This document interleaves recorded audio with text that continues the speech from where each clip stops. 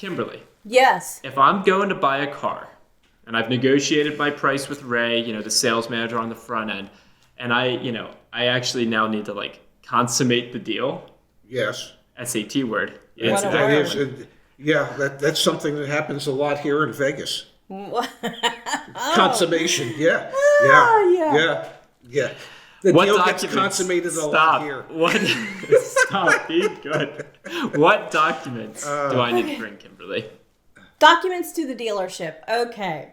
So I get asked this a lot. Kim, do I need to take my pay stubs with me and all this other stuff? Well, I'm going to break it down into good credit and challenged credit. Let's do that. Let's break Okay. it down because they are different for both. So if you've got Okay. good credit, which is going to be 700 and above, you need to bring your driver's license. You need to bring an updated current insurance card with you because that information off of your insurance card, it prints out on all your paperwork. Not all of it, but a lot of it. And if you have good credit, please unlock your credit before you go buy a car because that will put the brakes on faster than anything. So if Yeah, you walk sure. you walk in and you want 0% on whatever vehicle, and I'm gonna plug all the information in and send it to the bank, and the bank immediately gives me a big red X and says unlock credit. So that takes a long time. Please be sure that you do that before you go and buy a car. Yes. Yeah, absolutely. Now, if you have challenged credit, are there other documents that you would need to bring with you?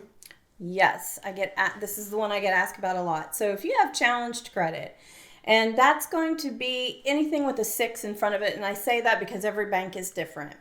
Mm-hmm. You want to bring the same things, but bring your most recent 2 pay stubs. Mm-hmm. You want to bring something called POR, which is proof of residence, and that's going to be a utility bill with your name and address on it. A recent, it's got to be within the last 30 days. Mm-hmm. And you also want references. There's going to be references. Every bank is different. Some banks require 3 references. What is a reference? It's the name, address, and phone number of someone that does not live in your household. And that's so in case you disappear and you decide to change your name and move to Tahiti or Vegas or something. Yeah. Your 2 favorite places. Yes, yes. Yeah. The bank will be able to hunt you down in case you disappear and skip out on your payments. But those are some of the things that you need to bring with you if you've got some challenged credit. Pops, as I'm listening to Kimberly list out, the documents you need, and I think your credit score is above the 6s. I think it is, right? I'm pretty sure, yeah. But if it was, you'd be screwed, man. You don't have any recent pay stubs. You're like a nomad living on the road. I mean, kinda and like what you. references do you have? You got me, you got Dara. I guess Kimberly could be a reference. Well, I've got references. I got people that know me. He's got people. I don't have anybody that'll vouch for me, but I got people that know me. If my credit score, I'll tell you this: when I went to get my lease last year, at the Mini dealership, I had to do like Kimberly said. I keep my credit reports locked. Okay, ever since they breached Equifax, Yes, I keep all 3 bureaus locked.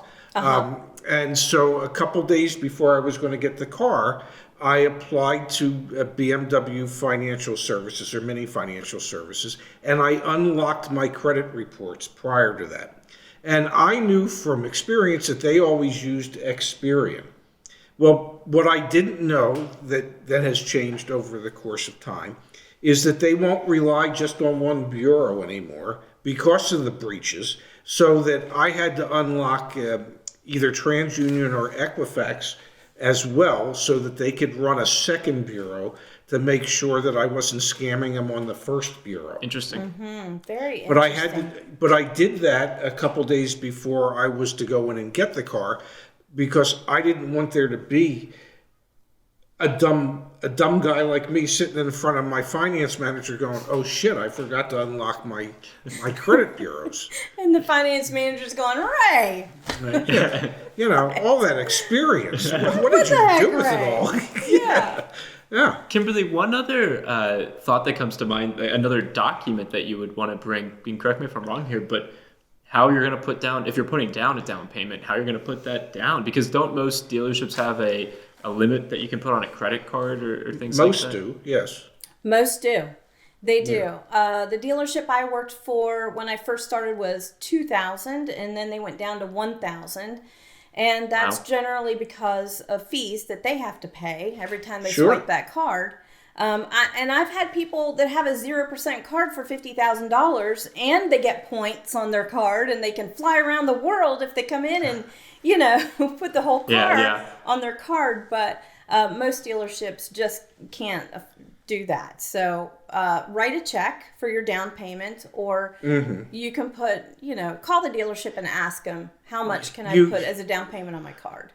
And correct me if I'm wrong, but most dealerships, if you're using it on the debit card side, and there are no fees associated with the debit card, as long as you increase the amount you can put on your debit card through your bank, you can do the down payment that way. Interesting. Because it's coming right out of your account that way. It's not a credit.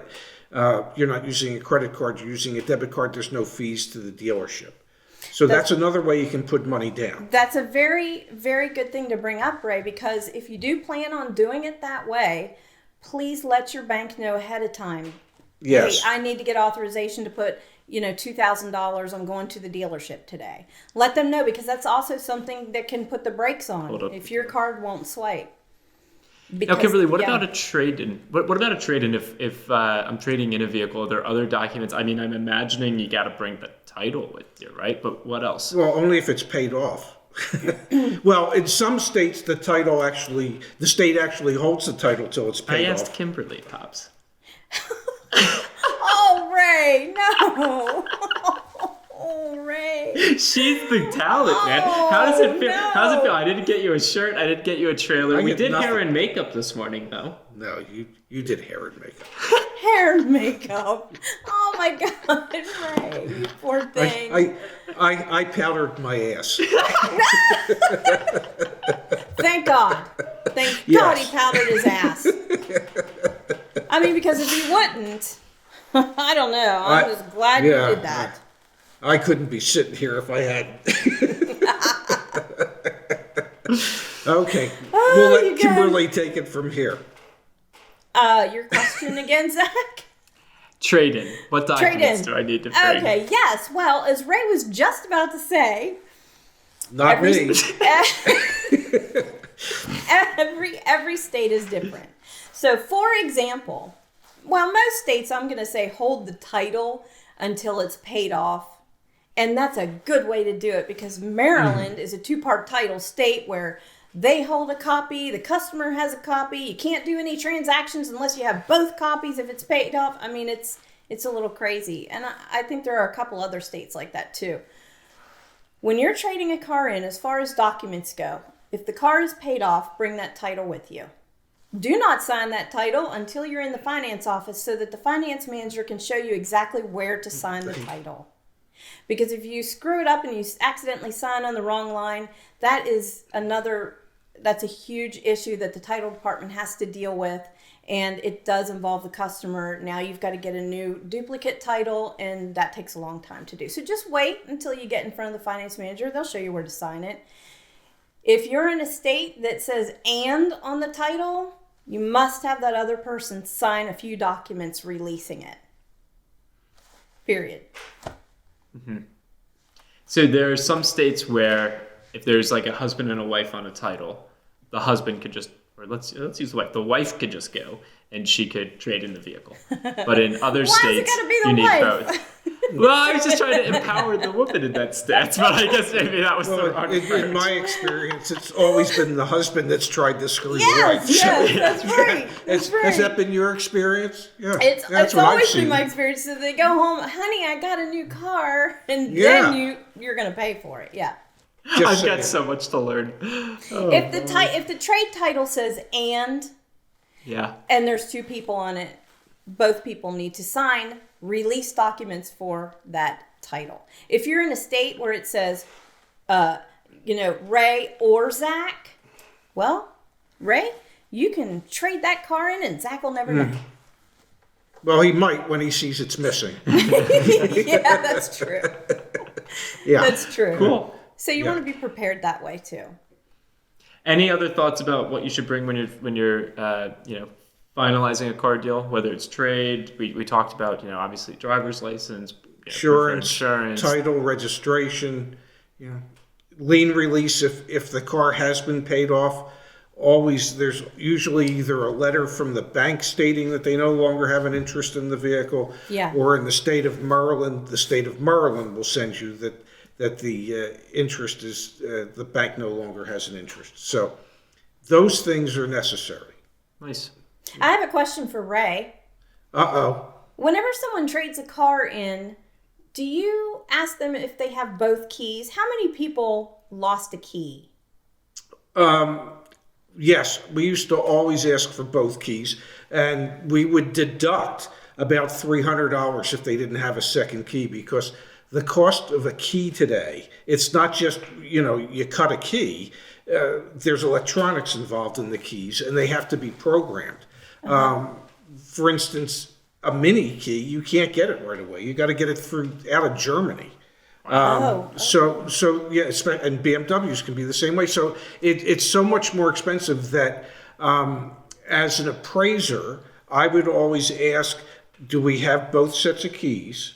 Do we have all the service paperwork showing all the maintenance that have been done? Because if I had that information, that could add value to the trade-in. Okay. Yeah. So Now, remember, we have the video where my dad actually inspected my old Volvo S90, so we'll link to that down below. And also back at the Your Auto Advocate website, we have the guide that we had written earlier on this year talking about some of the documents to bring to the dealership. We'll probably update it and put this video on that page as well, but definitely check down below for that if you prefer reading rather than listening to the three of us. yeah, I mean, I'm keeping my mouth shut. All right, I'm going to time out later. Cool, Kimberly. Well, thanks so much for your time. Really appreciate it. Hey, thank you guys. Thanks, Kimberly. You're welcome.